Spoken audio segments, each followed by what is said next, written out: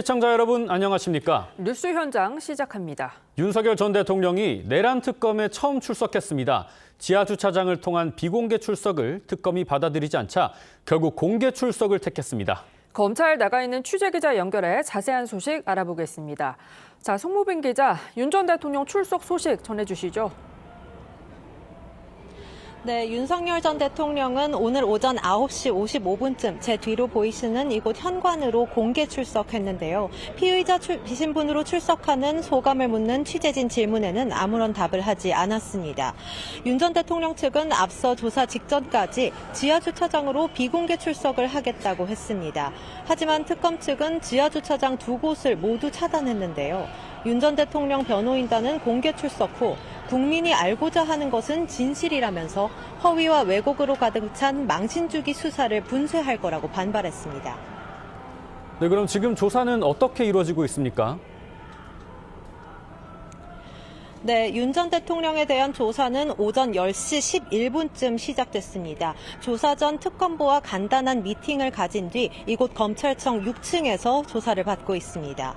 윤 전 대통령 조사에는 경찰 비상계엄 특별수사단 소속이던 박창환 총경이 투입됐습니다. 박 총경은 윤 전 대통령의 체포영장 집행 방해 혐의와 주요 군사령관의 비화폰 기록 삭제를 지시한 혐의를 조사 중입니다. 이후로는 김정국, 조재철 부장검사가 투입돼 비상계엄 직전 국무회의 과정 등 계엄 사태 전반에 관한 조사도 이어갈 방침입니다. 윤 전 대통령 측은 김홍일, 송진호, 최명성 변호사가 입회해 변호에 나섰는데요. 현재 재판받고 있는 내란죄 관련 조사를 제외하고는 묵비권을 행사하지 않을 걸로 보입니다. 오늘 조사는 윤 전 대통령이 동의할 경우 밤 늦게까지 이어질 수도 있습니다. 지금까지 서울 고등검찰청에서 TV조선 송무빈입니다. 더불어민주당이 오는 월요일 본회의를 열어 김민석 국무총리 임명 동의안을 표결할 계획입니다. 추경안과 상법 개정안 등 쟁점 법안 역시 6월 임시국회 내에 처리하겠다고 공언했습니다. 국민의힘은 거대 여당이 의회 폭주를 하고 있다며 강력 반발하고 있습니다. 정치부 연결해 자세히 알아보겠습니다. 자, 고승영 기자, 민주당의 계획이 어떻게 되나요? 네, 민주당은 김민석 국무총리 후보자 인사청문 시한인 내일까지 국민의힘이 인준 동의를 하지 않으면 월요일에 단독으로 본회의를 열어 김 후보자 인준안을 처리하겠다는 입장입니다. 국무총리 인준안은 재적의원 과반에 출석의원이 과반 찬성하면 본회의를 통과할 수 있는데요. 민주당이 현재 167석을 확보하고 있는 만큼 단독으로 충분히 통과가 가능한 상황입니다. 민주당은 또 추경안과 함께 윤석열 정부에서 거부권이 행사된 상법 개정안, 노란봉투법 등 쟁점 법안들을 다음 달 4일까지인 6월 임시국회 내에 처리하겠다고 엄포를 넣고 있습니다. 그렇다면 야당의 반발이 만만치 않을 것 같은데 지금 국민의힘은 어떻게 대응하고 있습니까? 네, 국민의힘은 어제 민주당이 단독으로 법사위원장 등 상임위원장 선출을 강행하자 거대 여당의 의회 폭주라며 강력 반발하고 있습니다. 나경원 의원은 어제부터 국회 로텐더홀에서 지금까지 철야 농성을 이어가고 있습니다. 나 의원은 견제 마지막 보루인 법사위원회마저 강탈했고 협치는 사라졌다고 비판했습니다. 국민의힘은 또 김민석 총리 후보자의 의혹이 해소되지 않았다며 국민청문회를 열어 공개 검증하겠다고 주장했고 정치자금법과 공직자윤리법, 위반 의혹 등에 대한 당 차원의 고발을 예고했습니다. 힘으로 밀어붙이는 민주당에 국민의힘이 총력 대응에 나서면서 여야 간 극한 대치가 장기화할 전망입니다. 지금까지 정치부에서 전해드렸습니다.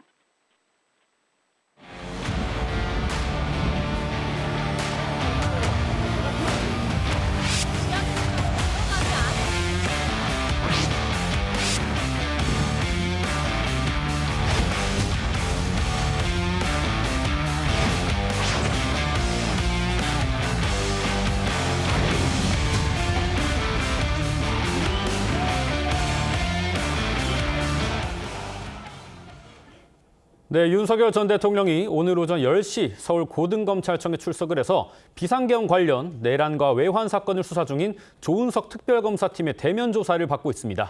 윤 전 대통령이 공개 출석한 배경부터 치열한 수싸움이 예상되는 조사 쟁점까지 전문가와 자세히 짚어보겠습니다. 조현삼 민주당 정책위 부의장, 윤기찬 국민의힘 법률위 부위원장 나오셨습니다. 안녕하십니까? 반갑습니다.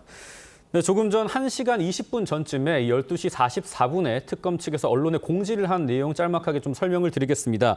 오전 조사는 잘 진행이 됐고요. 점심 식사 시간이 끝나면 지금 끝났을 걸로 보이는데 체포 방해 혐의 사건 조사가 마무리가 되고 그 이후에는 비상계엄 전후의 국무회의 의결 과정이 어떻게 됐는지 그리고 외환 혐의까지 이 조사를 진행할 예정이라고 합니다.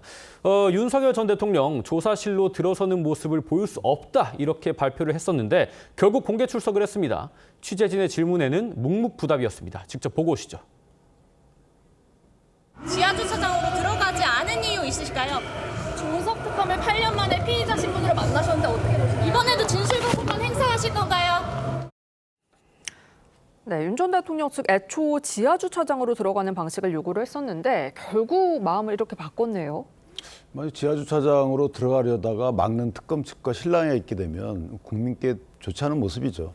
그러니까 이게 전개 과정을 보면 애당초에 특검이 약간 무리한 소환 예정을 했어요. 네. 예를 들면 소환을 했다고 소환했다 이 부분을 언론에 공지를 했잖아요. 몇 시? 9시에 소환하겠다라고 했기 때문에 윤 전 대통령 입장에서 보면 비공개 소환을 원한다. 원칙이 그거다.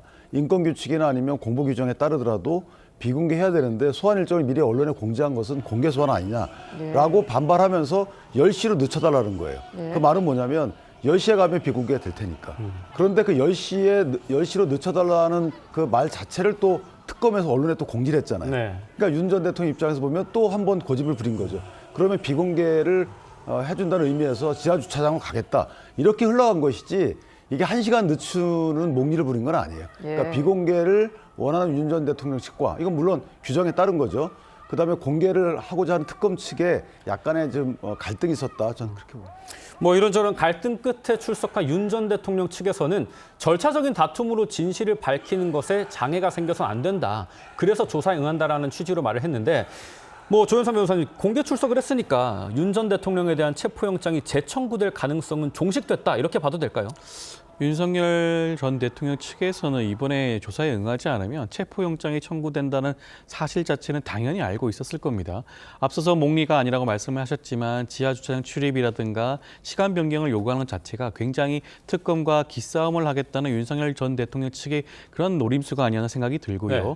결과적으로 이번 조사에 응하지 않게 되면 곧바로 체포영장을 청구하거나 더 나아가 구속영장을 청구할 수도 있는 사안이라고 아마 조은석 특검은 생각하고 있을 겁니다. 공개적으로 그런 의견도 밝혔기 때문에 아마 이번 조사에는 응하지 않을 수밖에 없었을 것이고요. 지난번 체포영장을 발부하지 않은 법원의 입장도 마찬가지였습니다. 윤석열 전 대통령 측에서 이번 특검에는 조사에는 응하겠다라는 입장을 밝혔기 때문에 체포영장을 발부하지 않았거든요. 그렇다고 한다면 이번에 만약에 조사에 제대로 응하지 않았다면 체포영장 발부는 당연한 수순이 아니었을까 싶습니다. 네, 이 공개 소환 여부를 두고 특검팀과 윤 전 대통령의 첫 기싸움.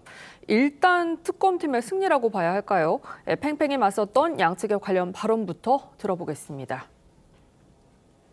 윤석열 전 대통령은 여러 피의자 중에 1인에 불과하고 여러 사항에 대한 조사가 예상되는 바 끌려다니지 않을 예정입니다. 법불악위, 형사소송법에 따라서 엄정히 진행할 예정입니다. 이거는 그 인권보호 수사 규칙에 따른 저희의 정당한 요구이기 때문에 당연히 그에 따라서 특검팀이 비공개로 저희를 소환해야 한다고 생각을 하고 있습니다. 네, 윤 전 대통령 측에서는 출석 장면 공개로 피의자의 인권을 침해해서는 안 된다 이렇게 특검팀을 비판을 했고 여기에 대해서 특검팀은 윤 전 대통령 때문에 모든 피해자가 국민이 된 셈이란 취지로 맞받았습니다. 저희가 5명의 전직 대통령들이 검찰에 출석했던 전례를 살펴봤을 때 공개 출석이 이례적인 일은 아닌 것 같거든요. 그런데 이번에 이제 윤 전 대통령 같은 경우는 다른 전직 대통령들이랑 다르게 유감 표명도 하지 않고 묵묵부답으로 일관을 했습니다. 이런 것 좀 어떻게 보셨습니까? 전 그것 자체가 굉장히 부적절하다는 생각이 듭니다. 앞서 말씀하셨다시피 전직 대통령 그 누구도 포토라인 서지 않은 경우가 없었습니다. 현관을 통해서 정문으로 출입을 했죠. 그 자리에 대부분의 전직 대통령들은 국민을 상대로 사죄하는 말씀을 하시곤 했습니다. 그런데도 불구하고 윤석열 전 대통령은 사실상 첫 번째 수사 조사에 응하는 그런 자리 아니었겠습니까? 네. 그럼에도 불구하고 이런 방구 사과와 사죄의 그런 말조차 없었습니다. 아마 많은 국민들이 실망을 할 수밖에 없었을 것이고요. 여기에 대해서 비공개 수사를 주장하는 것 자체가 저는 굉장히 특혜를 받고자 하는 그런 생각이 아닌가라는 생각이 듭니다. 앞서 말씀하셨던 각종 준칙이라든가 규칙을 살펴보게 되면 뭐 지하 주차장으로 해야 한다라든가 그런 규정은 전혀 나와 있지 않아요. 단지 피의자의 입장에서 사생활을 침해하거나 명예를 훼손하는 일이 없도록 해야 된다라는 정도의 규정이 나와 있을 뿐입니다. 그렇다고 한다면 그 전 관례에 따른다고 하더라도 이와 같이 위급한 사건의 경우에는 당연히 현관 출입을 통해서 국민들이 그런 알 권리를 충족하는 것이 맞다는 생각이 들고요. 특히 내란 특검법의 경우에는 국민의 알 권리 보장을 위해서 중간중간에 수사 중간에 브리핑하는 그런 규정도 나와 있습니다. 네. 그렇다고 한다면 그 내란 특검법의 취지를 살펴보더라도 윤석열 전 대통령의 주장 자체가 굉장히 과도한 특혜를 주장하는 게 아닌가 싶습니다. 특혜 주장은 아니고요. 왜냐하면 전직 대통령들의 경우에는 공보준칙이 생기기 이전이에요. 네. 그분들은 전부 다 그때는 다 공개 출석을 하도록 할 수 있었죠. 그런데 조국 전 장관 2019년도에 그게 생긴 거잖아요. 네. 그다음부터 조국 전 장관 정진상 씨도 다 비공개 출석을 했어요. 예. 지하 주차장을 이용했고 그다음에 윤 전 대통령이 인권 주장하는 것이 물론 안 받아들이고의 문제는 수사기관이 할 일이지만 잘못된 건 아니죠. 두 번째, 윤 전 대통령은 지금 내란죄 피의자로 출석한 게 아니에요. 내란죄는 재판을 받고 있기 때문에 지금 외환 혐의자의 피의자고 그다음에 특수공무집행 방해죄의 피의자인 거예요. 예. 네. 그러니까 박 특검보의 저 해명도 잘못된 거죠. 어찌됐든 특검이라는 것은 저런 정치적인 멘트를 하면 안 되는 것이고 그다음에 특검법에 따른 수사 과정을 언론에 브리핑하게 된 것도 있었던 수사 과정을 브리핑하는 것이지 있을 수사 과정을 브리핑하는 것은 아니란 말이죠. 그러니까 해석의 여지가 있다는 겁니다. 그걸 근거로 해서 반드시 공개 소환을 하겠다. 이것이 법에 맞는 거다. 이렇게 주장할 법적 근거로 꼭 작용하지 않을 수도 있는 거예요. 따라서 저 부분은 침착하게 사실은 어떤 필요성이 있기 때문에 이렇게 했다. 불가피하다. 이런 식으로 해야지 너무 공격적으로 나온다는 거죠. 그렇다면 윤 전 대통령 측 변호인단 입장에서도 또 공격적으로 대응하게 되고 그 국민들이 볼 때 좀 불편한 감이 없지 않아 있을 것 같다. 네, 뭐 피의자 인권을 침해해서는 안 된다라는 것도 충분히 할 수 있는 주장이라고 하셨고 지금 서로 강대강 대치를 하고 있기 때문에 공격적인 반응이 나오고 있습니다. 그리고 공보준칙을 통해서 중간중간 수사 상황을 이제 브리핑을 할 수 있게 됐는데 오늘 브리핑에서 좀 재미있으면서도 눈에 띄었던 부분이요. 박지영 내란 특검보 얘기 중에 윤석열 전 대통령에 대한 호칭을 준비를 했다라는 거예요. 지금 뭐 우리 윤기찬 변호사님 말씀하시기에 외환 혐의의 피의자다 이렇게 말씀을 하셨는데 피의자 신분이라고 하더라도 예우를 갖춘다면 뭐 통상 전 대통령으로 부르는 게 관례입니까? 어떻습니까? 그래서 그거는 뭐 그 수사 주체들의 선택이죠. 뭐 어떤 호칭 자체가 중요한 것 같지는 않고 네. 저는 그 피의자 신분이 또 전직 경험이 어떻든지 간에 수사기관은 공평하게 돼야 된다는 거죠. 네. 예를 들어서 변호사님 말씀하신 것처럼 내란죄로 재판을 받고 있다고 해서 그 피의자 인권을 전혀 무시해야 한다. 이건 아니잖아요. 재판이라는 존재가 왜 있습니까? 이거 사실관계를 따져봐서 내란죄가 확정되는 점을 지켜봐야 되는 것인데 네. 어떤 전직 대통령은 그 수사 없이 그냥 기소되잖아요. 여기에 대한 평가는 또 다른 것이고 또 어떤 전직 대통령은 재판받고 있다는 것만 갖고 인권 주장하는 것 자체가 앞뒤가 안 맞고 전 국민이 피해자이기 때문에 인권은 없다. 이렇게 단정하기도 하고 이거는 인민재판으로 오해받을 수도 있는 거죠. 그렇게 하면 안 되는 것이고 엄밀한 절차에 따라서 법에 따라서 수사할 건 수사하고 또 특검법에 따라서 하는 것이지 이걸 너무 감정적 대응을 하면 안 되는 거죠. 네, 윤 전 대통령이 어디에서 어떻게 조사를 받는지도 관심이 쏠리고 있는데요. 서울고검 6층에서 최명성, 송진우 변호사의 입회하에 박창환 총경이 조사를 시작했습니다. 특검에 파견된 경찰 엘리트인데 윤 전 대통령 측에선 박 총경이 이 불법 체포를 지휘한 사람으로 고발된 상태다. 피고발인이 고발인을 조사하는 게 말이 되느냐 이렇게 반발하고 있거든요. 우선 뭐 피고발인의 신분에 있는 사람이 고발인을 조사한다는 것 자체가 부분에 대해서는 뭐 일정 부분 공정성과 객관성을 해칠 우려에 대해서는 뭐 충분히 할 수 있는 얘기인 것 같긴 합니다. 그렇지만 예. 저는 좀 그 사실관계를 조금 더 들여봐야 된다는 생각이 들고요. 그 고발 내용 자체가 그 당시 불법 체포라고 주장하지만 적법한 체포영장을 집행하는 과정에 있어서의 그런 불법 체포를 주장한 거 아니겠습니까? 네.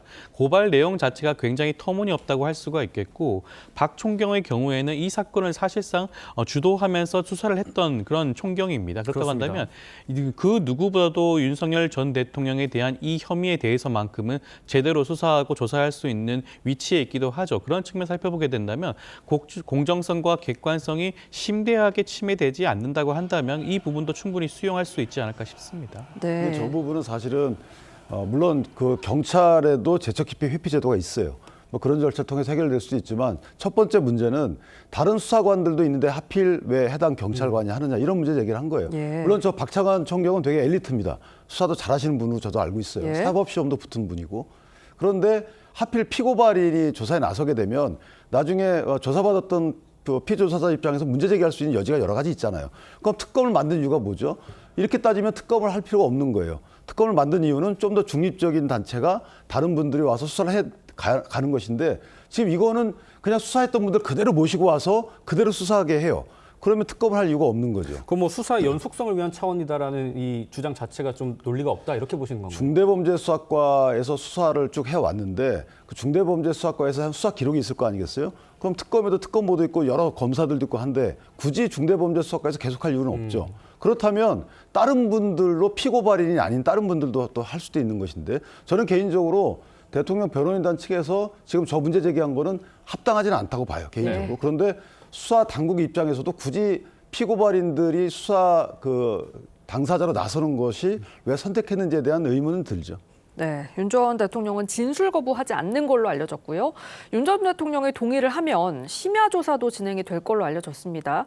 앞으로 조은석 내란 특검과 윤 전 대통령의 수싸움 어떻게 진행될 거라고 보시나요? 일단 첫 번째는 조은석 특검 입장에서 보면 특수공무집행방해는 큰 그 관심거리가 아닐 겁니다. 예. 그 부분은 제가 보기에는 입증하기 되게 어려울 것 같고 문제는 외환 관련해서 본인이 수사의 주안점이 있을 거예요. 네. 그다음에 외환 이외에는 내란 관련해서는 뭐 참고인성 조사거든요. 그 부분은 사실 재판을 받고 있기 때문에 거기에 대해서 집중적으로 묻기는 어렵고 또 답을 많이 할 것 같지도 않고 중요한 건 이제 외환죄에 관련돼서 김용현 장관과의 김용현 장관의 어떤 역할에 대해서 알고 있었는지 명령을 했는지 또는 김용현 장관이 실제 했는지 이런 것들 여기에 관련된 그 수사 결과에 따라서 뭐 신병 구속 영장 여부가 결정될 거기 때문에 조은석 특검은 거기에 비중이 있을 거고 윤석열 전 대통령 입장에서 보면 내란 외환 관련해서 과연 진술 거부를 할 것인지 아니면 상세히 진술할 것인지 이 부분과 관련돼서 특검과 윤석열 전 대통령의 관계 수립이 앞으로 정해질 것 같다 개인적으로 생각합니다. 네, 이제부터는 내각 인선 상황을 좀 살펴보겠습니다. 김민석 후보자 임명을 둘러싼 여야의 신경전 가라앉지 않고 있습니다. 민주당은 청문회를 통해서 의혹들이 소명됐다 이렇게 주장을 하고 있는데 김민석 후보자가 의혹들에 대해서 어떻게 해명했는지 먼저 들어보겠습니다. 생활비로 혹은 200, 300 이런 식으로 이렇게 받은 것이 제법 되는 것 같은데 그렇게 해서 받은 게 2억 이상이 되는 것 같습니다. 배추 관련한 무슨 농사 하는 부분에 투자하면은 거기서 수익이 생겨서 미국에서의 학비에 도움이 될 수 있다라는 말씀을 주셔서 전세금을 빼서 드렸던 바가 있는데 그렇게 해서 저희가 월 이렇게 송금을 받았습니다. 어떤 분들은 제2의 논두렁시계라고 표현할 수 있는 것을 프레임을 만들어서 청문회의 의미 자체가 무색해지는 것이 아닌가 싶은 걱정이 들어서 네, 국민의힘에서는 김민석 후보자 수입과 지출이 납득이 안 된다. 국민청문회까지 예고를 했거든요. 어떤 의혹도 해소가 안 됐다는 입장일까요? 근데 청문회 그거는 계산해 보면 나오잖아요. 네. 예를 들어서 5억을 벌었는데 13억을 썼어요. 그래서 8억이 표요. 그 2억의 자녀 유학비 빼고 6억이 표요. 6억에 대해서 후보자께서 해명을 했어요. 여러 가지 말씀하셨습니다. 그런데 그 말씀하신 내용에 대해서 소명자를 안 줘요. 그럼 이걸 저희가 해명됐다고 봐야 되나요? 아니면 해명이 안 됐다고 봐야 되나요? 저는 이거는 해명된 게 아니죠. 그냥 피의자가 이렇게 조성했습니다라고 주장만 하신 거예요. 그러면 그 주장에 부합하는 근거자료, 계좌이체 내역이라든지 아니면 증여세를 신고한 그 내역이라든지 이런 걸 내라고 하는데 안 내고 계시잖아요. 그럼 이거를 청문회 그 위원들 입장에서 보면 국민을 대신해서 하는 건데 그 정도 됐습니다. 이게 넘어가는 게 맞나요? 아니면 얼른 더 자료를 주세요라고 하는 게 맞습니까? 저는 개인적으로 자료만 주시면 됩니다. 부실할지언정 부족할지언정 자료를 주는 흉내라도 내야 되는데 안 주시잖아요. 그다음에 이게 충분하다? 의혹을 제기하고 의혹을 갖고 있는 사람들이 충분하다고 얘기해야 충분해지는 것이지 의혹의 대상자고 의혹을 옹호하는 분들이 충분하다 하면 충분해지는 겁니까? 저는 이 청문회를 하는 의미 자체를 좀 곡해하시는 것 같은데, 자, 아무리 부족하다 하더라도 소명하고, 만약에 소명이 부족하면 죄송합니다, 제가 요 정도가 다합니다, 이 정도의 자세가 나와야지 어떻게 전향적으로 입장을 고려해 볼 만한데 지금 그런 자세가 아니잖아요. 마음대로 해 이거잖아요. 네. 그러니까 이걸 어떻게 그냥 여기서 중단합니까? 그럼 국민께 호소해야죠. 자, 공직자의 자격이나 앞으로 공직자의 기준이 이 정도면 되겠습니까? 라고 그 대통령께서 만약에 공직자 임명 기준을 마련해 주시지 않는다면, 또는 국회에서 엄격하게 공직자에 대해서 검증하지 않는다면, 그 국민들한테 앞으로 공직자의 기준을 물어보는 수밖에 없는 거죠. 뭐 청문회가 진행됐습니다만 아직까지 의문이 가시지 않은 부분은 다소간 남아 있는 것 같습니다. 관련해 김용태 국민의힘 비대위원장이요, 지난 만찬 자리에서 김민석 후보자 논란을 거론을 하니까 이재명 대통령이 젊은 비대위원장은 털면 안 나올 것 같냐 이렇게 주장을 했다라고 하는데, 야당 일각에서는 이거 협박 아니냐 이렇게 비판을 하고 있거든요. 김용태 비대위원장이 그렇게 말씀하셨으니까 이재명 대통령이 그렇게 말씀하셨다고 알려져 있긴 하죠. 근데 그 부분도 사실관계는 좀 정확하게 확인할 필요성이 있지 않을까 싶습니다. 네. 실제 이재명 대통령께서 그와 같은 워딩이 있었는지 아니면 그와 같은 취지였는지 한번 살펴봐야 될 문제이기도 하고 보여지고요. 이것은 절대 협박성 발언은 아니고, 일반적으로 봤을 때 뭐 검찰이라든가 수사기관에서 한 사람을 들고 수년간 탈탈 먼지털기식 수사를 통해 가지고 기소를 한 전례가 있지 않겠습니까? 없는 혐의도 덮어씌우는 그런 수사기관들의 과거의 모습에 대해서 발언을 하신 게 아닌가라는 생각이 들고요. 김민석 총리 후보자의 경우에는 결정적으로 낙마를 해야 될 그런 중대한 위반 사유가 없었다고 보여집니다. 네. 지금 뭐 금전적인 문제에 대해서 말씀을 하셨지만 저는 그 정도면 충분히 소명된 것이 아닌가라고 보여지고요. 특히 전 배우자가 관리할 수밖에 없는 자녀의 유학비라든가 각종 비용에 대해서는 전 배우자에게 어떻게 소상하게 몇 월 며칠자에 얼마 썼고 그거 어떻게 소명을 하라고 하겠습니까? 그것 자체가 굉장히 지나치다고 보여지고요. 그리고 장모에게 배우자가 생활비를 200만 원씩 300만 원씩 받았다는 그런 이미 말씀도 하신 바가 있지 않겠습니까? 그 부분도 어떻게 보면 충분히 소명할 수가 있는 부분이가 아닌가라는 생각이 들고요. 지금 김민석 총리 후보자의 경우에는 전 재산이 사실상 정치 자금을 제외하고는 6,700만 원인가요? 그거밖에 없는 분이세요. 그런데 지금 국민의힘 측 인사청문위원으로 나오신 분들은 재산이 40억, 50억, 70억 이런 분들입니다. 이런 분들이 지금 사실상 뭐 부정 축제자인 것 마냥 김민석 총리 후보자를 공격하는 것 자체에 대해서 아마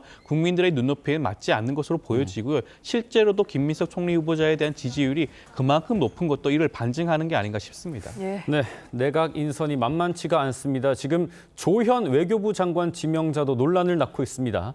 조현 지명자는요, 2019년 부모가 아파트를 사주면 신분 격차가 고착화된다 이렇게 공개 비판해놓고 정작 본인이 아들의 아파트 매매를 지원해줘서 논란을 낳고 있습니다. 2019년 그 발언부터 들어보겠습니다. 부모가 아파트를 사준 경우와 그렇지 않은 경우 이게 캐치업, 따라잡기가 굉장히 어렵게 돼버렸습니다. 우리 사회가 점점 신분이 고착화되고. 네, 조현 지명자 살펴보셨는데 이렇게 발언을 해놓고 본인은 아들의 용산 아파트 갭 투자를 지원해줬다고요? 그러니까 그로부터 수개월 후에 저 행위를 하신 거잖아요. 그러니까 네. 본인이 저렇게 말씀하시는 것은 국민께 이렇게 해라, 사회 이 문제를 해결할 수 있는 방안은 안 하는 거다라고 그런 취지 아니겠어요? 그런데 본인은 하신 거잖아요. 일단 이게 첫 번째 문제고, 그다음에 이게 보니까 들어간 돈의 상당수, 아드님은 돈을 낼 수 있는 능력이 있는 분이었던 것 같아요. 미국 변호사고 본인보다 한 3, 4배 정도의 돈을 번다 이렇게 말씀하시는 걸 볼 때. 네. 그럼 아들이 다 해가지고 아들 돈을 샀어야 되는 건데 아들 돈보다는 본인과 장모님 돈이 더 들어가요. 네. 그럼 이 집을 누구 거라고 봐야 되는지 모르겠어요. 취득세도 또 본인 등이 다 냅니다. 증여세 처리하고. 그러면 행정 처리도 다 본인 등이 했을 건데, 그러면 전세금 끼고 아들은 3, 4억 들어가고, 그다음에 이전 절차도 아들이 안 하고 명의만 아들로 되고, 이 집이 누구 건지 모르겠어요. 이게 하나 문제가 된다는 거죠. 그러니까 두 가지 측면에서 조현 후보자의 경우는 업무 능력이 탁월한 것도 알고 있습니다. 한미동맹도 그 외교의 기조로 삼아야 된다는 것도 잘 알고 있고. 근데 이 부분은 상당히 공감 안 가는 부분이죠. 네, 조현 지명자는 뭐 증여로 처리를 했다, 세금도 완납을 했다라고 해명을 하긴 했습니다. 그런데 부모가 아파트를 사주면 신분이 고착화된다라고 했던 본인의 발언과 행동이 좀 엇갈린다, 내로남불 아니냐 이런 지적이 나오거든요. 그렇죠. 국민의 눈높이에는 맞지 않은 행동인 건 맞는 것 같습니다. 조현 후보자 입장에서는 이 부분도 추후에 있을 인사청문회 과정에서 충분히 소명을 하고 반성하고 사과하는 모습을 보여주시는 것이 온당하지 않나라는 생각이 들고요.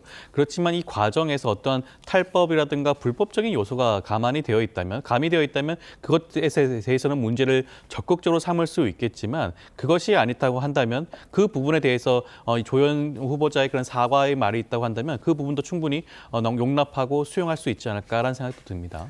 네, 지금까지 정치권 쟁점 짚어봤습니다. 두 분 말씀 여기까지 듣겠습니다. 감사합니다. 감사합니다.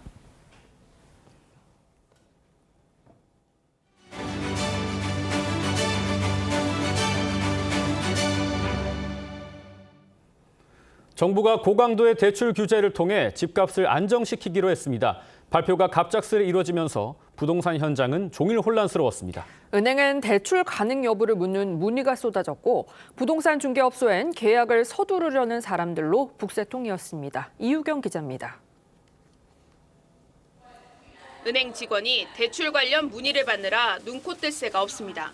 평소보다 한 두세 배 정도 많이 손님 밀리셔서 되게 초조하시면서 상담을 받으셨던 것 같아요.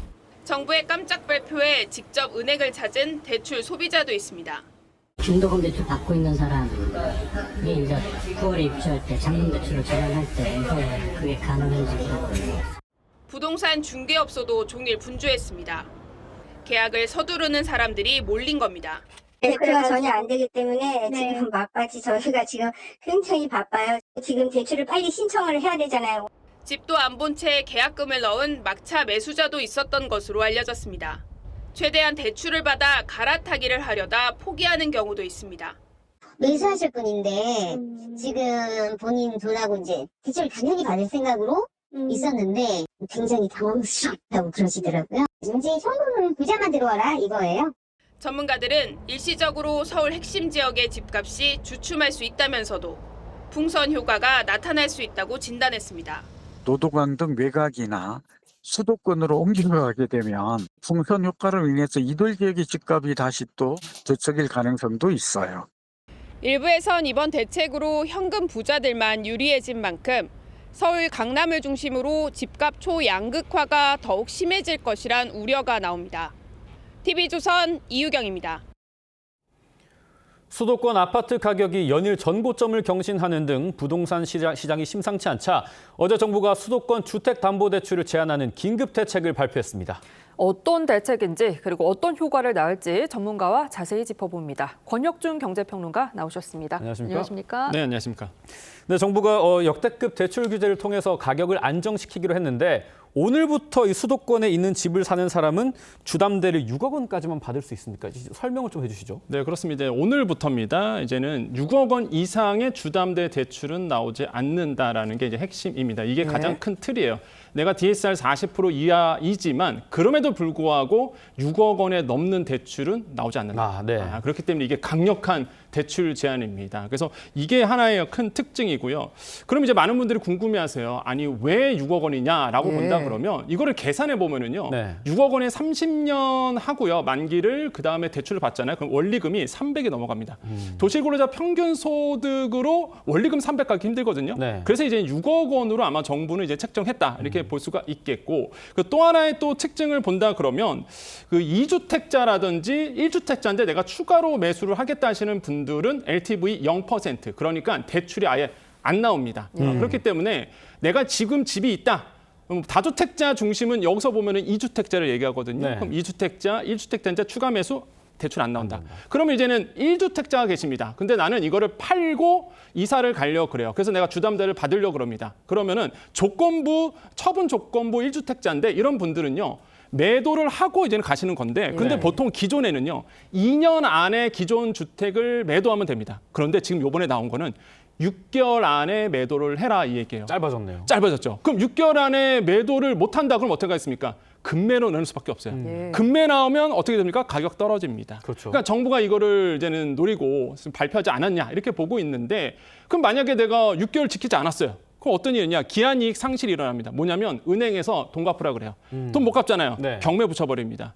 예, 이렇게 해서 이제는 회수를 하거든요. 강력한 페널티가 있다는 거예요. 그래서 이번에 이 주담대 요번에 주택담보대출이라든지 대출 부분이 저는 상상 외로 굉장히 강력하다 이렇게 생각을 해봅니다. 네, 그런데 보통 좀 전통적인 부동산 가격 억제책이라고 할까요? 이 세금 규제나 공급 확대는 빠졌거든요. 네. 어떤 배경일까요? 일단 세금 규제는요. 일단 이재명 대통령의 공약사항에 세금으로 아파트 시장, 그러니까 주담 공급 아니면은 뭐 부동산 시장을 잡지 않겠다라고 얘기한 상태였습니다. 그걸 어길 수는 없겠죠. 정권 초기다 보니까. 그래서 이제는 세금에 대한 규제는 들어오지 않았고요. 그럼 이제는 공급 부분인데 공급 얘기가 없습니다. 왜 그러냐면 부동산 시장을 잡는데 단기간에 공급 늘리지를 못해요. 그렇죠. 네, 그러다 보니까 공급 얘기할 수가 없습니다. 그래서 앞으로 아마 공급은 늘려가겠지만 단기적으로 나올 수 없기 때문에 이번에 이제 공급 내용은 빠졌다고 보시면 되겠고 가장 시급한 문제 대출 규제거든요. 이 대출을 잡아서 먼저 일단은 이제 수요자들의 심리를 꺾어놓겠다는 것이 이번에 대책의 핵심이다라고 생각을 해봅니다. 그러면은 실제 집값이 안정될 거라고 보십니까? 단기적인 효과가 저는 분명히 있다라고 생각을 해봐요. 우리나라의 부동산 시장을 이제 분석을 해보면요, 대부분이 레버리지, 그러니까 빚을 받고 뭐 투자라든지 매수하신 분들이 생각보다 너무나 많습니다. 네. 근데 그 고리를 완전히 끌어내는 거거든요. 그러다 보니 아무리 내가 능력이 많고 그런 얘기가 나오잖아요. 강남에 뭐 고소득 이제는 전문직 직종이 막 10억, 20억 대출 받아서 아파트 샀다더라. 안 돼요, 이제는. 6억 원 이상은 나오질 못하니까. 그러다 보니까 그 심리를 꺾었다는 점에서는 일단 단기적인 효과가 있으나 일단 가장 중요한 건 그겁니다. 만약에 정책을 수시로 바꾼다 그러면 무너집니다. 문재인 정부 때 5년 동안 정책을요 무려 26번 바꿨습니다. 그랬죠. 시장에서 믿질 않았어요. 네. 그 당시에 아무리 대책을 나눠도 백약에 무효했죠. 시장에서 믿질 않는 겁니다. 해봤자 어차피 취소, 어차피 해서 이러다 보니까 시장에서는 그 길로 그냥 갔거든요. 네. 계속 올랐죠. 만약에 이번에도요, 이번 정책 발표했잖아요. 갑자기 뭐 때문에 수정한다, 뭐 때문에 취소한다 이러면 시장에서는 역시나 이러면서 이제 믿질 않기 시작합니다. 네. 그럴 때부터는 이제 무조건 폭등이에요. 그래서 이런 거는 굉장히 좀 주의를 하셔야 된다라고 말씀드립니다. 단기 효과는 있을 거다라고 해주셨는데 뭐 이른바 현금 부자만 좀 유리해지는 거 아니냐, 양극화 고착되는 거 아니냐, 또 풍선 효과 나타날 수 있다 이런 우려도 있거든요. 근데 저는 사실 부동산 시장을 분석해 보면은 저는 현금 부자만 살 수 있다라는 얘기, 저는 당연하다고 보여집니다. 예. 아니 부동산은요 과다한 레버지를 껴서 사는 상품이 아니다라고 말씀드려요. 현금 있으신 분들이 본인이 말 그대로 아파트 사겠다는데 그거 가지고 뭐 제한하거나 아니면 규제하고는 그건 말이 안 된다고 보고요. 현금 있으신 분들이 당연히 부동산에 대해서 투자하는 거는 문제가 없다. 다만 문제는 내가 빚을 내는데 과도하게 감당할 수 없는 빚을 내서 무리하게 들어가는 분들. 그래서 네. 그 목적은 뭐냐? 결국은 투기거든요. 내가 이거를 시세 차익 넣어서 내가 이득을 얻겠다는 그런 분들이 들어가다 보니까 저는 현금 부자만 아파트 살 수 있다. 뭐 그거는 뭐 당연하다. 그걸 갖고 문제 제기할 건 없다라고 생각을 해보고요. 문제 제기할 거는 아까도 말씀드렸지만 과도한 레버리지를 껴서 투기하시는 분들은 분명히 페널티를 줘야 된다. 이렇게 말씀을 드립니다. 그런데 주담대 실거주 의무가 도입되면서 수도권의 전세 공급이 줄어들 거다 이런 우려까지 나오고 있거든요. 이러다 전세값까지 치솟는 거 아닌가요? 저는 이번 대책을 공약을 싹 다 봤는데요. 뭐 주담대 문제, 그러니까 매수하시는 분들은 뭐 제가 봤을 때 심리적 위축 효과가 분명히 있을 건데 전세 쪽에서 아마 제가 봤을 때는 조금 너무 규제를 하지 않았나 생각을 해봅니다. 그러니까 전세도요, 사실상 이번에 담보도요, 사실상 좀 내려가게 되고요. 특히 이제는 정책 자금에 대한 이 전세 자금도 이제는 총량을 내렸다라는 게 저는 이거는 좀 문제가 되지 않을까 생각을 해봐요. 특히 보면은요, 제가 봤더니 정책 대출 안에서도요, 버팀목 전세 대출이 있습니다. 가장 유명한 이제는 정책 대출이죠. 그런데 네. 여기서 보니까요, 이게 전지역 2억 원에서 전지역 1억 5천이 됩니다. 이게 생초 얘기거든요. 생애 최초 전세 대출 받으신 분들이 한도가 낮아져요. 그러면 제가 봤을 때 전세 대출로 해서 일단은 내 집을 들어가서 좀 공간을 마련하고 싶은 분들에게는 문제가 될 가능성이 굉장히 커요. 그래서 좀 의아합니다. 왜 이런 정책 대출과 그다음에 전세 부분도 이렇게 너무 강력하게 규제가 왔는지 이거는 좀 의구점이 있다. 그래서 저는 전세 대출 쪽은 좀 풀어줬으면 좋았을 텐데라는 좀 아쉬움이 아쉬움을 분명히 가지고 있습니다. 이것도 좀 궁금한데 저희가 예전 정부 때를 생각해 보면 네. 집 사는데 주담대가 강화가 되니까 신용대출이나 개인사업자 대출을 끌어오는 경우도 있었잖아요. 네. 이른바 뭐 꼼수라고도 하긴 하는데 이런 방식도 횡행할 수 있을까요? 이거 막았습니다. 그러니까 신용대출 같은 경우가 과거에는요, 은행권에서 내 연봉의 2배, 3배까지 해줬어요. 지금은요, 내 연봉 안에서 신용대출이 나오도록 이번에 같이 규제가 들어왔습니다. 그러다 보니까 내가 신용대출 받아서 부족한 부분을 메꾸겠다? 이게 안 돼요. 네. 그래서 신용대출마저도 막았다. 그다음에 주담대 안에서 생활안전자금이라고 있습니다. 내 부동산 담보로 해서 생활안전자금을 빌릴 수 있는데 이게요 1억 원으로 규제가 또 됐습니다. 원래 2억 원까지 됐었거든요. 네. 이것도 이제 막아버리니까 부족한 부분에 대해서 신용을 담보로 해서 돈을 빌린다? 이것도 좀 어려워지지 않았나. 그래서 전방위적으로 대출 규제가 들어왔다는 부분 좀 아셔야 되겠습니다. 네, 지금까지 권혁준 경제평론가와 부동산 대책 짚어봤습니다. 감사합니다. 네, 감사합니다.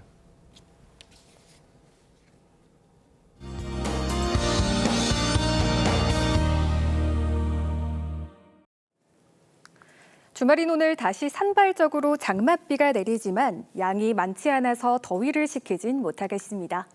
예상되는 비의 양은 5에서 최대 60mm로 지역별로 강수 편차가 크겠습니다. 일부 지역에서는 시간당 20에서 30mm로 짧은 시간에 강한 비가 내리는 곳이 있겠습니다. 남부지방은 오늘 저녁에 그치겠고요. 중부지방은 내일 오전까지 이어지겠습니다.